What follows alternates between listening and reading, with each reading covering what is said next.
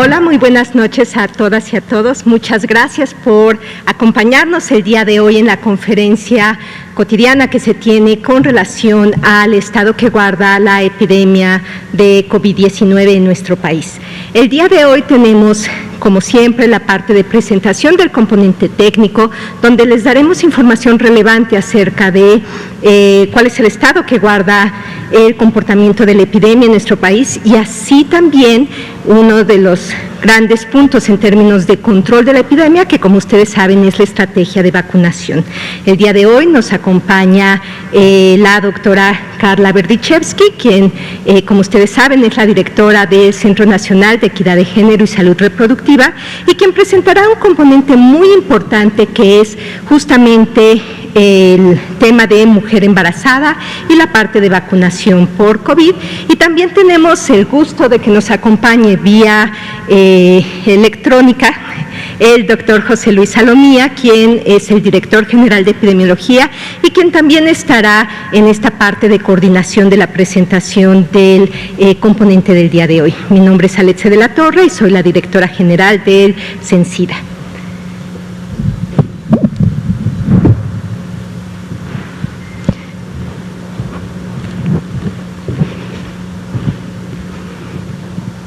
Y bueno, si me pasan estas diapositivas que ustedes ya tanto en casa las reconocen, que es justamente cómo se han comportado la curva epidémica en nuestro país. Y como pueden ver, continúa esta parte descendiente de las curvas, tanto de los casos que se están presentando como la parte espejo, que siempre sabemos tiene cierto retraso en términos de el número de personas recuperadas. Pero la buena noticia es que la misma tendencia en términos de control de la epidemia a nivel nacional continúa. Recordemos, y el mensaje claro es hacer caso de la información que se les da en cada una de las entidades federativas para que puedan seguir las recomendaciones locales, que siempre son extraordinariamente importantes. Si me pasa la siguiente, por favor. Otro de los elementos, y como ustedes pueden ver, al tener una disminución de la carga de la enfermedad, lo esperable es también una disminución del número de personas que desarrollan una enfermedad grave y por lo tanto requieren hospitalización, así como aquellas personas que desarrollan necesitan un apoyo ventilatorio y que requieren una cama en unidades de terapia intensiva. Entonces tenemos una reducción de justamente un 83% de la ocupación nacional versus el máximo que se tenía al día de hoy. Entonces, estas son también extraordinarias noticias.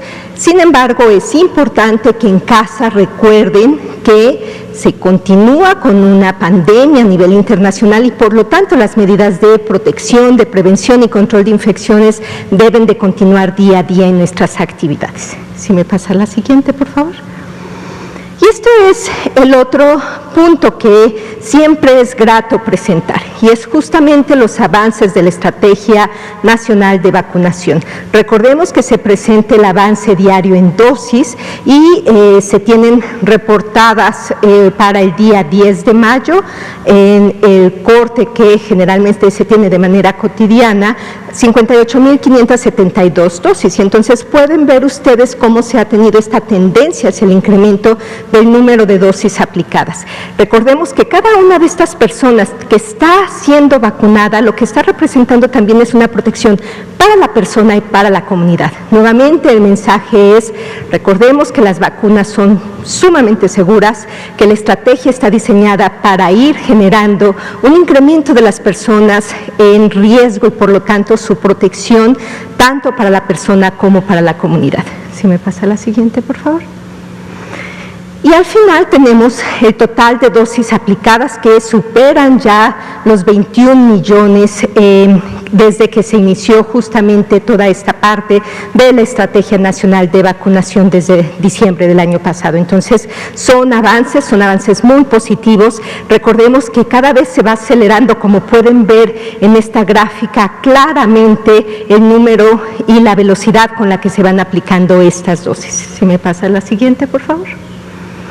También tenemos los diferentes grupos que se han dado dadas las recomendaciones del grupo de expertos en términos de los lineamientos de la política de vacunación nacional, y como ustedes saben, la primera fase fue justamente enfocarse en personal de salud, para lo cual se tiene ya más de 1 millón de personas vacunadas. Después tenemos también una parte muy importante que permitirá a las niñas, niños de nuestro país regresar a un proceso de educación que les permita su bienestar global, y tenemos para personal educativo ya más de 1.300.000 personas vacunadas, y un grupo extraordinariamente importante, las personas con 60 años o más de edad, que evidentemente lo que hablamos es de un grupo que tenía un alto riesgo de complicaciones y que en todos los lineamientos, tanto nacionales como internacionales, es un grupo prioritario, y de esto se tienen más de 10 millones de personas que lograron ser vacunadas dentro de este estrato de edad, y después ya el avance que se tiene en el siguiente grupo con un riesgo significativo, que son personas entre 50 y 59 años. Recordemos que estamos ante una estrategia de vacunación universal y que por lo tanto toda esta parte va dirigida a los grupos de alto riesgo, a la población que sabemos que tiene una mayor probabilidad de tener infecciones graves, y por lo tanto tenemos más de 14 millones de personas vacunadas reportadas al 10 de mayo. Esto es una cifra también muy significativa, importante, y que permite entonces dar justamente el siguiente paso, que es la protección a través de las estrategias de vacunación.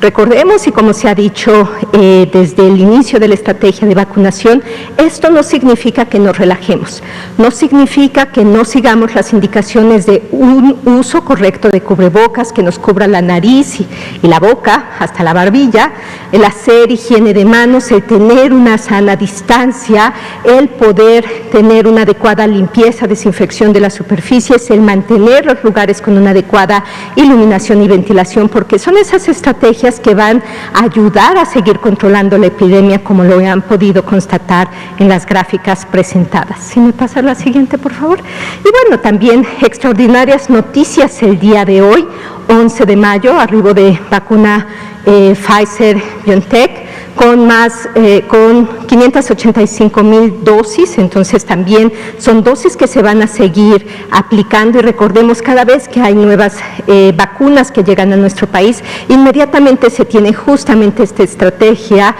a través de la estrategia Correcaminos para asegurar el uso adecuado de cada una de estas dosis. Si me pasa la siguiente, por favor.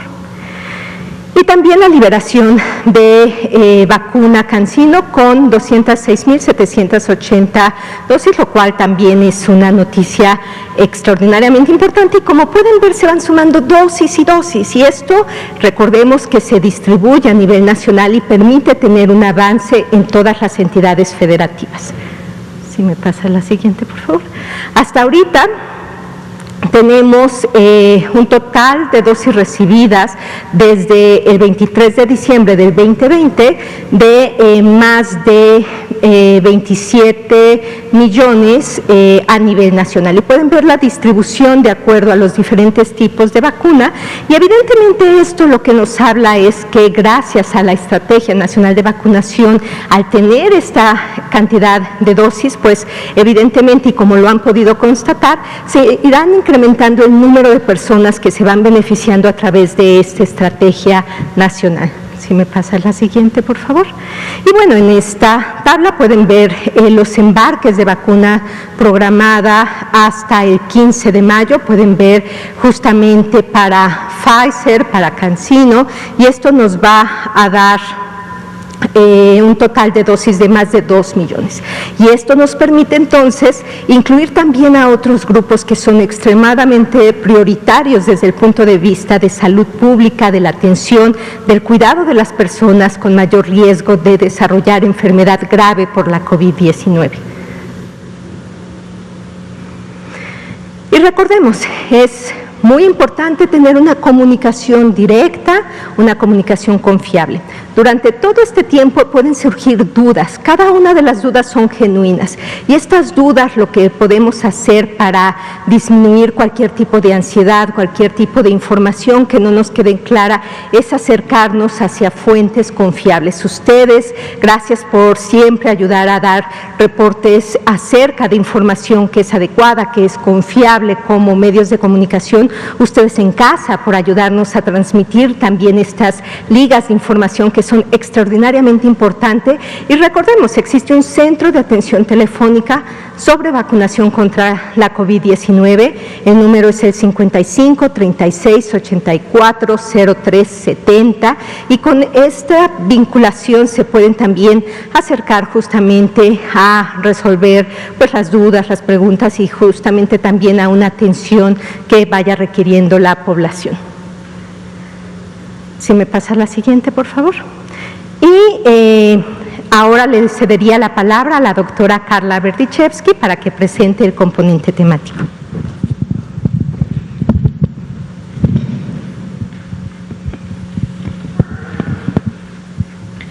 Muchas gracias, buenas noches a todos y todas. Un saludo a quienes nos escuchan desde su casa, a quienes nos escuchan desde los servicios de salud en las secretarías de salud estatales, para quienes hemos dirigido una parte del mensaje de este componente, y también un agradecimiento a los medios de comunicación que nos acompañan aquí en la sala, porque el mensaje que tenemos que transmitir esta noche es sumamente importante. Reitera el mensaje que se hizo en el Pulso de la Salud esta mañana, en donde se anunció que iniciamos la priorización de personas embarazadas para la Estrategia Nacional de Vacunación, y voy a iniciar la presentación haciendo un recuento de cómo es que llegamos a esta recomendación. Llevamos muchas semanas de trabajo analizando los datos que tenemos disponibles a nivel internacional en cuanto a la evidencia científica, las recomendaciones que hacen los organismos internacionales y los órganos colegiados especializados en la materia, pero también en vinculación con el análisis que hicimos de los datos que tenemos en nuestro país con respecto a la afectación que ha habido por la pandemia en la salud materna. Como recordarán, hemos presentado de forma repetida en este espacio, hemos elaborado este lineamiento para la prevención y mitigación de COVID-19 en el continuo de la atención al embarazo, al parto, al puerperio y a la persona recién nacida. Este fue emitido en abril del año pasado y ha pasado por varias revisiones en este proceso de generación de evidencia científica y de las propias recomendaciones que se han emitido a nivel internacional. Y con mucho gusto les comento que el día de hoy se publica en la página de coronavirus.gov.mx la actualización a este lineamiento. Entre otros aspectos, como recordarán, este lineamiento contiene todas las medidas a implementar para garantizar la continuidad de los servicios de salud reproductiva, específicamente los servicios de salud materna y de salud perinatal, y en el que se hacen recomendaciones sobre todo para los implementadores de la política de salud sexual y reproductiva en las entidades federativas. El día de hoy la actualización hace una revisión de la nueva evidencia científica e incorpora las recomendaciones que se están haciendo ahora con este anuncio de la nueva política de vacunación con respecto a las personas embarazadas. Este es el lineamiento base que pedimos sea consultado como fuente principal con respecto a esta incorporación de las personas embarazadas, y que pedimos a nuestros colegas en las entidades federativas en todo el sector salud puedan tomar como guía para garantizar esta continuidad de servicios y ahora ofrecer la información que necesitarán las personas embarazadas en nuestro país para poder acceder a la vacuna en caso de que así decidan hacerlo. La que sigue, por favor. Además de este lineamiento que hemos trabajado pues a lo largo de todo este año, conforme se ha generado la evidencia, también los datos que se han recopilado a nivel nacional y a nivel internacional han resaltado el impacto que ha tenido la pandemia sobre la salud materna. Y aquí resalto algunos hitos en comunicación tanto internacional como nacional con respecto a este tema. Y recordar que desde el 13 de agosto del año pasado ya la Organización Mundial de la Salud, la Organización Panamericana de la Salud, hacía un llamado a través de esta alerta epidemiológica para asegurar el acceso a los servicios de atención prenatal e implementar las medidas preventivas para reducir las muertes maternas en toda la región, ya que para ese entonces había ya claros aumentos en la razón de mortalidad materna. Y en ese sentido, desde la Secretaría de Salud se emitieron 2 avisos epidemiológicos. El primero es en respuesta a este aviso internacional, se emitió también en agosto del año pasado, y el segundo a finales de enero de este año, porque como recuerdan de las cifras que hemos presentado a través de lo que se queda registrado en nuestras plataformas de aviso de epidemiología, vimos un pico en las muertes maternas al cierre del año pasado y al inicio de este. Y así, en esta lógica, es que también algunos países, aquí resalto una selección de ellos, a partir de este año, es que han incorporado a sus políticas nacionales de vacunación la priorización de las personas embarazadas. Y aquí resalto la reciente incorporación de un país que tiene características epidemiológicas similares a las de el nuestro, un comportamiento en razón de muerte materna similar al nuestro, y que es Brasil, que recientemente hizo la incorporación de las personas embarazadas a su política nacional de vacunación. La que sigue, por favor. Aquí me gustaría retomar algunas de las cifras que hemos presentado anteriormente para mostrarles el comportamiento que ha tenido la mortalidad materna por semana epidemiológica en nuestro país, donde claramente pueden ver cómo para el 2020 es la línea punteada en rojo, se dispara esta tendencia de casos acumulados por semana epidemiológica en el año. Y para 2020 cerramos el año con un total de más de 900 muertes maternas, fueron un total de 934, donde la principal causa de defunción fue la enfermedad por COVID-19, con un acumulado de 205 casos confirmados. Ya para el 2021, este dato ha sido actualizado, tenemos un registro de 135 casos de muerte materna confirmados a la fecha. La que sigue, por favor. Aquí podemos ver la importancia que tiene la razón de mortalidad materna como un indicador de desarrollo a nivel internacional. Este es un indicador que se vigila a través de los objetivos de desarrollo sostenible actualmente, y en su momento era una meta para los objetivos de desarrollo del milenio. En el color verde pueden ver la meta que estaba trazada para cumplir en 2015, esta cifra no se cumplió, era de reducir en un 75% la razón de muerte materna, y por ello en el marco de los objetivos de desarrollo sostenible se vuelven a trazar estas metas, que para nuestro país, siendo la razón de mortalidad materna menor de 60, nos plantea una meta de reducción de 2/3 partes a partir de la cifra registrada en 2015 para el 2030. Aquí pueden ver cómo la tendencia de la razón de muerte materna iba a la baja, pero el año pasado, justamente por el efecto de la pandemia, se disparan estas cifras. Estos son datos preliminares todavía, sin embargo, la tendencia estará por confirmarse una vez se confirme la cifra final, y nos plantea entonces un reto más alto para llegar a esta meta, que es un indicador internacional para el cual tenemos que trabajar desde el sector salud, pero desde otros sectores del desarrollo, siendo que este es un indicador de desarrollo social y de acceso a la salud. La que sigue, por favor.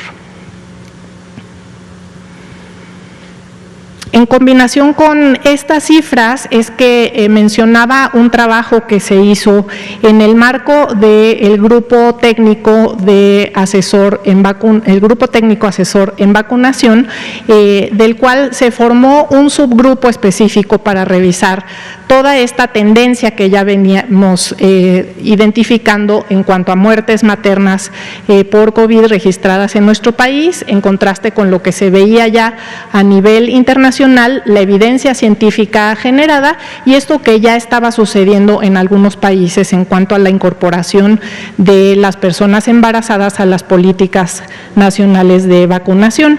Se hizo un análisis de datos epidemiológicos, son muchas cifras que se analizaron, pero aquí resalto una que es bastante impactante, porque al comparar el grupo de mujeres de 20 a 49 años, cuando se hace el análisis entre aquellas que estaban infectadas por SARS-CoV-2, las mujeres embarazadas tuvieron un riesgo de muerte de 3 a 4 veces mayor en comparación con aquellas que no estaban embarazadas. Así, entre los diferentes análisis se identificaron que el riesgo de complicaciones y de muerte aumenta significativamente con la edad de la mujer embarazada, va aumentando progresivamente y de forma bastante impactante conforme se analizan los grupos etarios por quinquenio. La presencia de comorbilidades, como lo hemos visto también para la población en general, pero que también se refleja en la población de mujeres embarazadas, y especialmente se aumenta el riesgo hacia el segundo y tercer trimestre del embarazo y durante el puerperio. La que sigue, por favor. Con esto, el grupo técnico asesor en vacunas emite una recomendación, es una combinación de los datos epidemiológicos que he resumido y de algunos otros que voy a presentar, pero en sí, en combinación, la evidencia internacional y los resultados epidemiológicos a nivel nacional marcan el mayor riesgo en las mujeres embarazadas de presentar formas graves de la enfermedad COVID-19, de requerir tratamientos intrahospitalarios, de ingresar a unidades de cuidados intensivos y, como ya veíamos en los gráficos, un riesgo aumentado de muerte materna y mortalidad en el producto. La que sigue.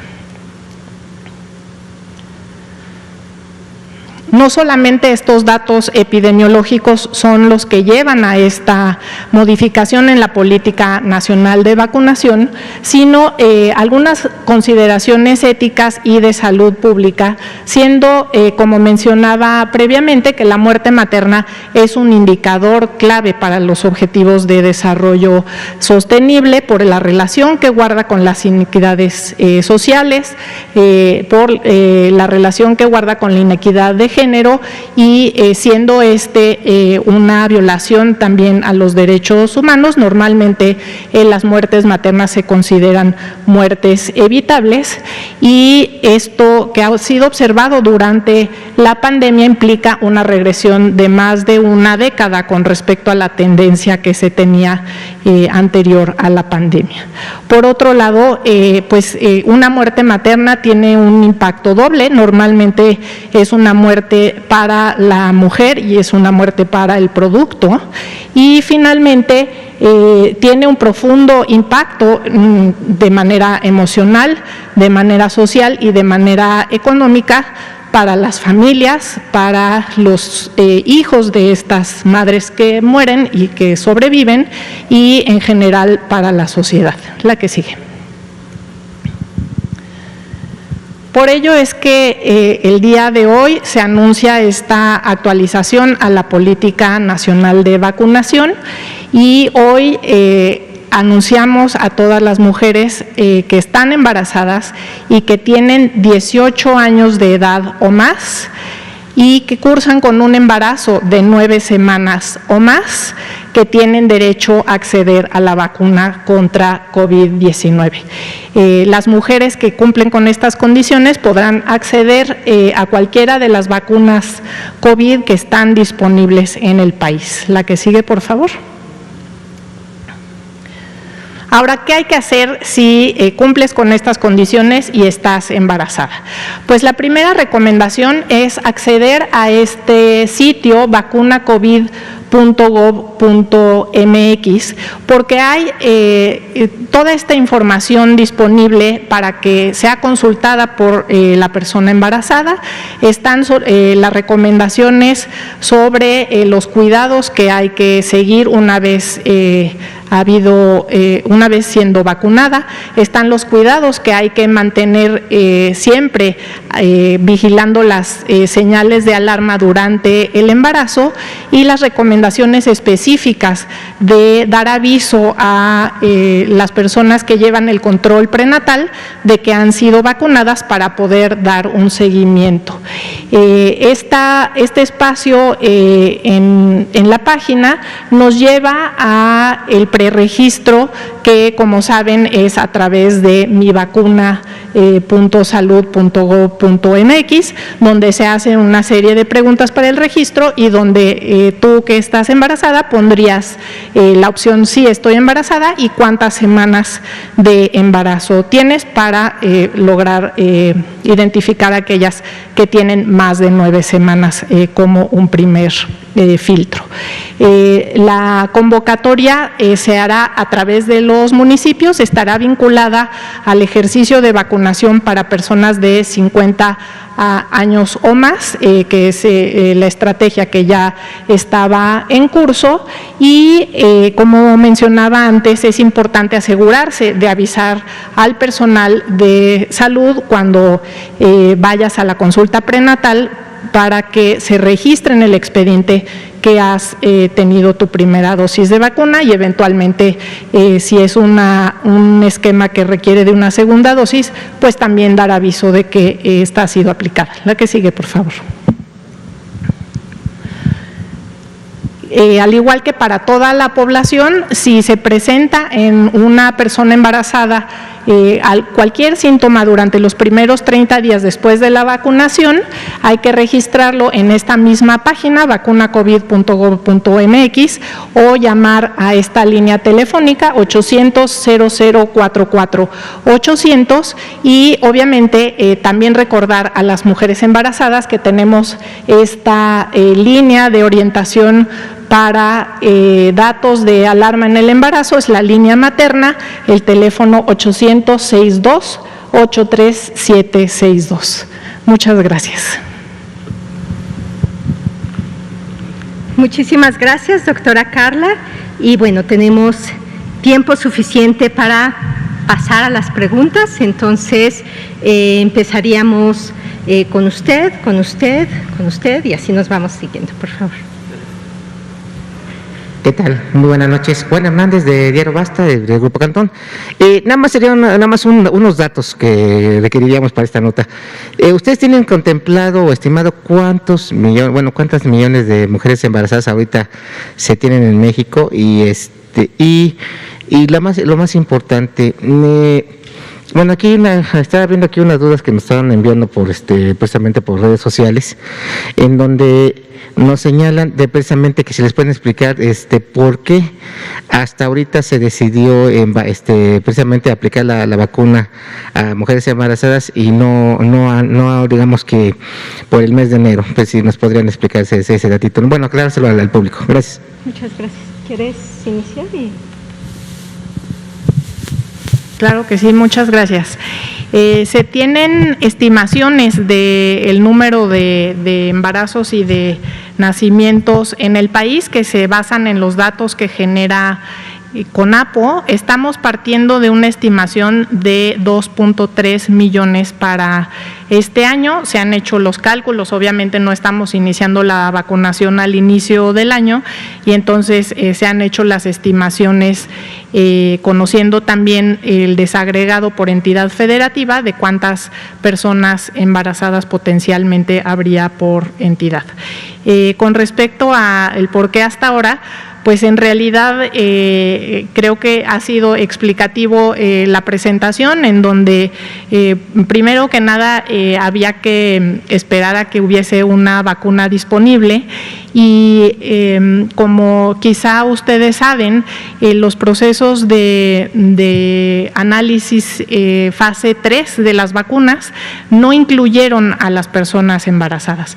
Entonces, esto requiere de un cierto análisis muy fino en cuanto a la información disponible sobre riesgos en población no embarazada, y a la fecha es que tenemos una serie de datos que nos permiten tomar esta decisión. Primero que nada, existen plataformas en otros países en donde se inició la vacunación de forma con antelación, estoy hablando de Estados Unidos en particular, en donde existía ya en el registro sobre todo de personal de salud, algunas mujeres que estaban embarazadas y que esos datos se registraron en las plataformas de seguimiento a ESAVIS. Entonces, con esa información tenemos por lo pronto análisis disponibles de 30,000 mujeres, pero sabemos que en esa plataforma de registro actualmente hay hasta 70,000 mujeres. Es que se ha podido ver que los ESAVIS no son realmente diferentes a los de la población que no está embarazada, y por ello nos da un cierto grado de certeza que no hay riesgos adicionales.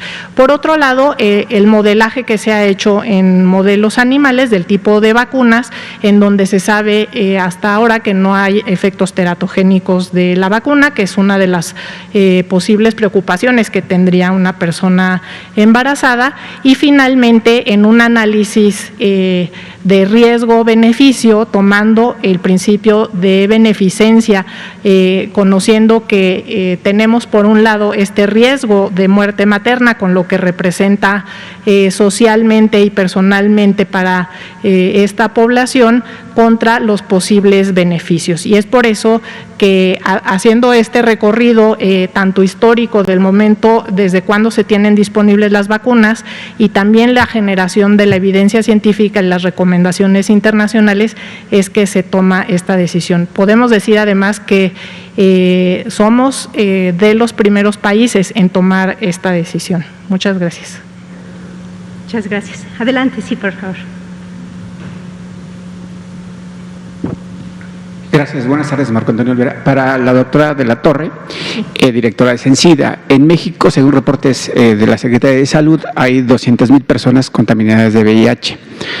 Este grupo de personas, ¿cómo van a recibir la vacuna del COVID cuando sabemos que en 30 años la ciencia médica no ha logrado encontrar una vacuna contra el VIH? Y obviamente la vacuna del coronavirus es muy joven, tiene menos de 8 meses, 7 meses, y pues se está aplicando. ¿Cuáles serían los daños colaterales que tendrían estos grupos vulnerables de hombres y mujeres y niños incluso que están contaminados con VIH y van a recibir la vacuna contra el COVID-19? Esa es la primera pregunta y después vamos con la doctora Feldman. Claro. Muchas gracias por su pregunta. Creo que resalta varios elementos muy importantes. El primero es todas las personas que viven con VIH, y esto es algo extraordinariamente importante, una vez que están en tratamiento antirretroviral, recordemos que tienen una calidad de vida muy similar a las personas que no viven con VIH. Este es el primer mensaje. Quiere decir que todas las personas Recordemos, tenemos que hacernos nuestra prueba para poder tener un diagnóstico temprano, el poder, en caso de que la persona se confirme que vive con VIH, iniciar este tratamiento. Al igual que con otras vacunas, la mayoría de las vacunas en las personas que viven con VIH no están contraindicadas. De hecho, son muy pocas y dependen de la mayoría de un conteo de CD4, que son las células de la defensa, los soldaditos que nos protegen contra las infecciones, que nos permiten o nos indican en algunos casos donde sabemos que la inmunidad, la capacidad de respuesta es muy baja, que no se puedan aplicar estas vacunas. Pero son muy pocas, son muy específicas, pero la mayoría de las vacunas se deben, de hecho, aplicar en las personas que viven con VIH. ¿Por qué? Porque es una medida adicional de proteger a su salud.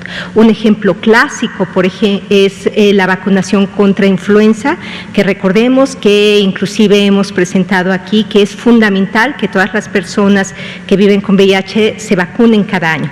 Lo mismo ocurre para la vacunación para COVID. El mensaje es muy claro. Las personas que viven con VIH es extraordinariamente importante que se vacunen contra la COVID-19. ¿Por qué? Porque de esta manera van a estar teniendo una capacidad de responder y de evitar formas graves de la infección. Hay, de hecho, recomendaciones por la Organización Mundial de la Salud que es muy clara acerca de los beneficios de las vacunas, de la vacuna específicamente para SARS-CoV-2 en este grupo poblacional. Es por eso que también desde el CONACYDA y al inicio de toda la estrategia de vacunación se puso, y ustedes pueden verificar en los documentos, que una de las poblaciones prioritarias también para este tipo de estrategias nacionales de vacunación son las personas que viven con VIH, y que no existe una contraindicación, que al contrario se recomienda su vacunación al respecto. Por otro lado, también tenemos avances científicos, y ya en alguna otra oportunidad hablaremos específicamente de los avances que se han tenido respecto a la vacuna de VIH, y también pues el extraordinario papel que algunos centros e investigadores nacionales están jugando parte de las estrategias para generar información acerca de esta vacuna. Entonces, el mensaje claro y fuerte: toda persona que vive con VIH, por favor, vacúnese contra la COVID-19, es una vacuna segura y les va a proteger contra formas graves de COVID y forma parte de la Estrategia Nacional de Vacunación. Gracias. Y la doctora Feldman, si me lo permite, usted acaba de decir que hay aproximadamente más de 2 millones de mujeres embarazadas, según reportes de la CONAPO. Indicaciones médicas señalan que las mujeres en estado de gestación no pueden ingestar medicinas o aplicársele ningún medicamento por indicaciones médicas.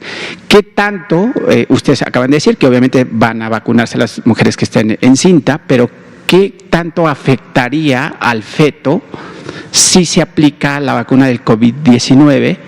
¿O qué daños colaterales tendría este feto? Porque finalmente es un feto de 3 meses y posteriormente ya sería un bebé. Muchas gracias. Yo creo que las personas embarazadas estarán haciéndose esa pregunta. Siempre durante el embarazo uno tiene ciertas precauciones adicionales, justamente porque el organismo tiene una fisiología diferente y porque evidentemente hay otro organismo desarrollándose en el cuerpo de la mujer. Como habrán notado de la recomendación, hemos señalado que la vacunación se haría a partir de la 9ª semana del embarazo. Esto nos da un rango de seguridad adicional para proteger al desarrollo del feto en esas primeras semanas. Vale también aquí mencionar que no se ha demostrado ningún efecto adverso de las vacunas que están existentes, esto, como lo decía, en los propios ensayos en modelos animales, y además a la par es posible que el bebé tenga una inmunización a través de la propia inmunización de la madre. Incluso hay países que han abierto esta recomendación desde el inicio del embarazo. Nosotros hemos sido pues un poquito más conservadores en la recomendación, considerando esta posibilidad que no se ha confirmado, pero sí porque todavía está por generarse esta evidencia científica, pero la recomendación la hacemos basada en un grupo multidisciplinario, en la recomendación de un grupo multidisciplinario que incluye a expertos en la materia, incluso a bioeticistas que han considerado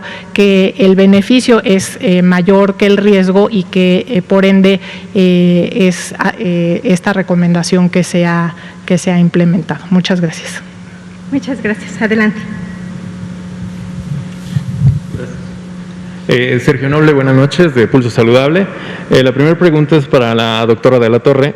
Doctora, hemos recibido notificaciones de varios grupos de adultos mayores de Ayahualco, Veracruz y Huamantla, Tlaxcala, que no han recibido ninguna dosis de las vacunas para los mayores de 60 años. ¿Esto a qué se debe y cuándo podrían llegar las vacunas? Ya que la Secretaría de Salud local menciona que es el gobierno federal el que no ha hecho llegar las vacunas. Perfecto. Y aquí seguramente José Luis nos puede ayudar. Estamos los tres alineados. Con mucho gusto. Muy buenas noches a todas y todos. Gracias también por la oportunidad de estar participando en esta conferencia. Efectivamente, tendríamos que realizar y llevar a cabo una revisión puntual con la entidad federativa. Agradecemos, de hecho, la notificación y la puntualidad con que se está haciendo la observación, porque la logística Correcaminos, como sabemos, pues incluye a las 32 entidades federativas e incluye a todos los municipios en la República Mexicana para efectos de la vacunación. Si hay algún municipio en donde sus pobladores que ya les toca la vacuna, es decir, que ya están dentro de los grupos identificados para la misma, por algún motivo no ha recibido la vacuna o no ha tenido acceso o no se había enterado que en su municipio hubieran instalado algún puesto de vacunación, es importante saberlo para llevar obviamente a la coordinación tanto Correcaminos estatal como a nivel federal, que está supervisando la realización de la operación, se revise rápidamente y se vea cuáles pudieran haber sido las causas, ¿no? Y si hay alguna causa que en su momento se identifique, de seguro rápidamente se solucionará y se activará el punto de vacunación que corresponda para efectos del municipio. Recordemos, la vacuna es universal, es gratuita y debe de llegar a todos los rincones de la República Mexicana. Entonces, gracias por la información, la vamos a verificar rápidamente para que, de ser correcta, se solucione inmediatamente. Una pregunta. Desde que se dio a conocer en la mañana de que las mujeres embarazadas ya podrían vacunarse contra el COVID-19, algunos médicos se han pronunciado al respecto, mencionando que esta decisión es todavía prematura, ya que hay estudios que existen que solo se basan en las de ARN mensajero, tal es el caso de Pfizer. Entonces, me gustaría saber cuál es su opinión y si todas las mujeres embarazadas se podrían vacunar independientemente de la vacuna.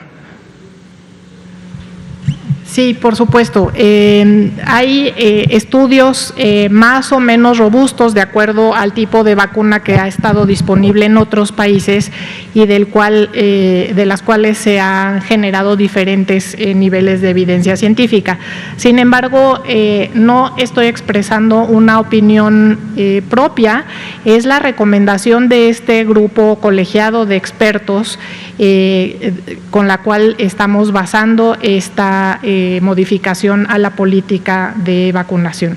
Y aquí recalco, es muy importante que este grupo consideró que todas las vacunas que están disponibles en nuestro país tienen beneficios que superan a los riesgos. Eso es muy importante recalcar. Es cierto que de acuerdo a los ensayos y a la información que está disponible, se prefiere algún tipo de vacuna por las características que estas tienen, pero en general la recomendación genérica para nuestro país es que, dado que no hay efectos adversos importantes que hayan sido documentados en estas plataformas de seguimiento, que la seguridad está comprobada en cuanto a la aplicación de otras vacunas de virus inactivados y no representan un riesgo, es que entran este tipo de vacunas también, y el riesgo de eventos muy raros que han sido notificados especialmente en mujeres jóvenes y que se han asociado también a algún tipo de vacunas, parecen tener mecanismos independientes que no están vinculados a la condición de embarazo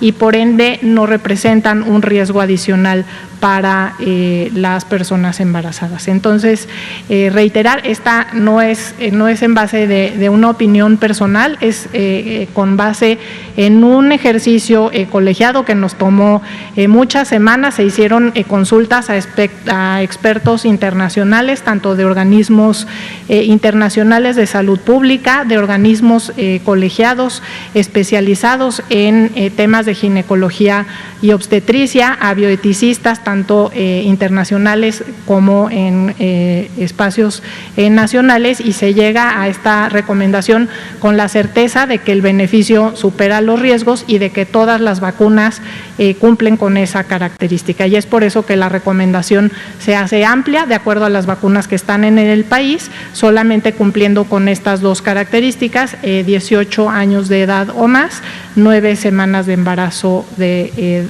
edad gestacional o más, para la mujer que decida vacunarse, porque ciertamente es una elección personal y, como ya decía el doctor Alomía, las vacunas están disponibles para todas las mujeres embarazadas que decidan vacunarse de forma gratuita y basada en que ellas tengan esta información. Por ello es muy importante recordar que esta plataforma vacunacovid.gov.mx es el espacio al que invitamos a las mujeres embarazadas a consultar esta información para que puedan tomar esta decisión por ellas mismas. Muchas gracias. Muchas gracias, doctor.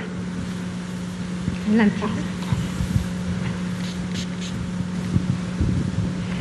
Gracias, muy buenas noches. Paola Betancourt, de Canal 6. Nada más para puntualizar, doctoras, pues después del preregistro que tendrán que llevar a cabo las mujeres embarazadas, ¿qué requisitos o qué tendrán que presentar ellas al momento de vacunarse para corroborar que tienen más de 9 semanas de embarazo? Y si tienen alguna proyección para cuándo podrían estarse aplicando las vacunas para las mujeres embarazadas. Gracias.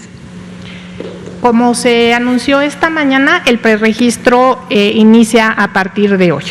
Entonces, para ello hemos proyectado todavía una serie de procesos preparativos en las entidades federativas que incluyen capacitaciones tanto a los equipos que hacen la vacunación como los equipos que operan las células de vacunación, para que estén completamente listos y en su momento puedan definir cuándo es que las mujeres embarazadas ya pueden acudir a los espacios de vacunación que sean designados. Por ello, hemos previsto que tomaría unos 4 días todavía en lo que ocurre el preregistro. Esa es una forma que tenemos nosotros también de cuantificar cómo distribuir las vacunas, aunque ya están disponibles y contempladas a nivel estatal, nos permite a nosotros hacer una logística más fina. Sin embargo, las entidades federativas tomarán esta decisión, se tomará conforme estén listos para ya implementarlo, y por ello es que decíamos que es importante que una vez estén preregistradas esperen el aviso que se les dará desde su municipio para acudir al sitio que se les indique. Perdón, había otra pregunta y… ¿Qué documentos o qué requisitos deberán presentar las mujeres embarazadas? Sí, muchas gracias. No estamos pidiendo ningún requisito, más que se registren en los espacios que ya mencionamos, en mi vacuna .gov.mx, es la plataforma que se ha utilizado para el registro. Ahí se harán estas preguntas filtro y una vez estén registradas irán a los sitios de vacunación, ahí se les harán otra serie de preguntas para asegurarse que están cumpliendo con estas dos características y no tendrán que presentar nada más que su registro para ser vacunadas, igual como en el resto de la población. Eventualmente, si no han podido acceder al preregistro, podrán ir directamente a los lugares de vacunación para recibir la vacuna. ¿Y estas preguntas y este filtro serán suficientes para evitar que, por ejemplo, mujeres que no están embarazadas puedan registrarse y quizá mentir para poder ser vacunadas? Esperamos que sí sean suficientes y que el resto de la población que no está embarazada también sepa que esta priorización que se ha hecho es por el riesgo tan aumentado que hemos identificado en esta población y que quizá accediendo a la vacuna fuera de el orden que ha sido preestablecido estarían quizá quitándole la oportunidad a alguien que tiene este riesgo aumentado de acceder a la vacuna de forma prioritaria, dado los riesgos que se han identificado en la población de personas embarazadas. Muchas gracias. Más o menos, ¿en qué se basarían estas preguntas o qué sería lo que les preguntarían? ¿No pedirían, por ejemplo, algún ultrasonido, alguna prueba para que puedan comprobar que están embarazadas? Como dije, no se está solicitando nada más que el preregistro y se hará un filtro en el lugar de vacunación para corroborar estos requisitos que hemos dispuesto. Y aquí creo que es muy importante de nuevo hacer el llamado, tal cual lo comentaba la doctora Carla Berdichevsky, a pensar como una comunidad. Recordemos que el cuidar a las personas que tienen un mayor riesgo de desarrollar enfermedades graves depende no solamente de esa persona, pero del resto de nosotros. Evidentemente, siempre apelamos a la civilidad de cada una de las personas y por lo tanto nuevamente en este ejercicio de autonomía, en este ejercicio de libertad de cada una de las personas, lo que no se desea es generar brechas, generar barreras que impida que aquellas mujeres que se encuentran embarazadas y que por lo tanto requieren el acceso a esta vacuna, pues no se vacunen por un problema administrativo. Entonces, el llamado a la población es muy claro. Desde el principio de la Estrategia Nacional de Vacunación ha sido, recordemos, esta es una estrategia nacional y cada uno de nosotros tenemos que esperar nuestro turno y tenemos que estar seguros que lo que se está haciendo es ir protegiendo a las personas más vulnerables de desarrollar enfermedades graves y nuevamente agradecemos el apoyo pues de cada una de las personas, de las comunidades. Recordemos, las epidemias, las pandemias se controlan desde la comunidad. Yo quisiera hacer otro comentario con respecto a lo que menciona la doctora de la Torre.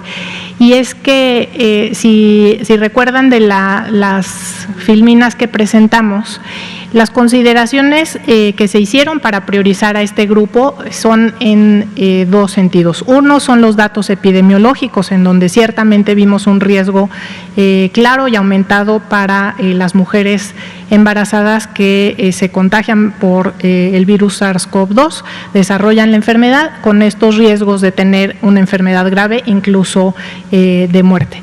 La otra consideración es la consideración ética y del impacto que tiene una muerte materna, no solo para la propia mujer, sino para el binomio y para la sociedad en general. Y en ese sentido, analizando quiénes en este país tienen más riesgo de una muerte materna, son normalmente las mujeres que viven en condiciones sociales de desventaja. Estamos pensando en ellas cuando no ponemos un requisito adicional para comprobar que están embarazadas, porque quizá estamos pensando en las personas en una ubicación rural que no tendrán acceso a un ultrasonido, que no han podido ir a una primera consulta prenatal a pesar de saber que están embarazadas y queremos ofrecerles este beneficio de poderse vacunar porque sí es una estrategia costo efectiva, costo benéfica para prevenir una enfermedad grave en ellas ellas incluso la muerte. Entonces, es muy importante reconocer esto, reconocer este diferencial que tenemos en la sociedad mexicana y estar pensando en estas mujeres que dejarían de tener acceso a la vacuna si estamos solicitando una serie de requisitos que quizá no puedan cumplir. Hay una oportunidad también en cuanto a la logística de la vacunación. Sabemos que se implementa la estrategia de forma escalonada, se va moviendo por los municipios y puede ser que si esas mujeres pierden la oportunidad de ser vacunadas cuando la vacunación está implementada en su municipio, transcurra el embarazo, entren a una fase del embarazo que ya está en el segundo o tercer trimestre sin haber tenido la oportunidad de vacunarse tempranamente para evitar este riesgo que va aumentando conforme progresa el embarazo. Entonces, pues es un llamado a la sociedad en general, a la honestidad de todas y todos los mexicanos y de hacer este registro con base en esos principios para proteger sobre todo a estas mujeres que estarían más desprotegidas. Muchas gracias. Adelante, por favor. En ese sentido que acaba de mencionar la doctora, ¿cómo será la estrategia para la población indígena, la población alejada? ¿Cómo se va a hacer la comunicación? Tal vez no tienen acceso a internet, no tienen acceso al servicio médico. ¿Cómo va a ser esta comunicación para que se enteren las personas y puedan acceder a la vacuna? Pues como se ha hecho hasta la fecha, a través de las brigadas Correcaminos, es que existen diferentes estrategias comunitarias para anunciar que la vacunación se va a implementar en estos municipios que pueden tener condiciones de comunicación con más retos, y será igual para esta población que ahora hemos priorizado como personas embarazadas, con diversas estrategias de acercamiento comunitario, pero también incluso están alertados todos los prestadores de servicios de salud para igualmente reiterar este mensaje de que la vacuna está disponible, y también incluso a través de aquellas personas embarazadas que están yendo a las consultas prenatales se comunique esta estrategia de ese modo también. Muchas gracias. Adelante.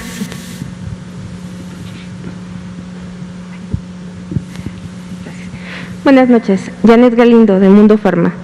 ¿En algún momento se ha pensado que aquí en México tenemos un alto índice de embarazos en adolescentes? ¿En algún momento se ha pensado también en estas chicas, en estas niñas, que obviamente pues son menores de 18, qué pasaría con ellas? Esa sería una pregunta. Y otra pregunta sería si también hay niños menores, lo que preguntaba también el compañero, también tenemos niños menores vulnerables, no nada más los niños de cáncer. ¿Qué va a pasar con toda esa población vulnerable? Eso sería. En este sentido, y para responder primero parte y después la doctora Berdichevsky, la estrategia se basa en la evidencia científica. Recordemos que así como fue muy clara la doctora Carla en decir, la información científica se está generando día a día.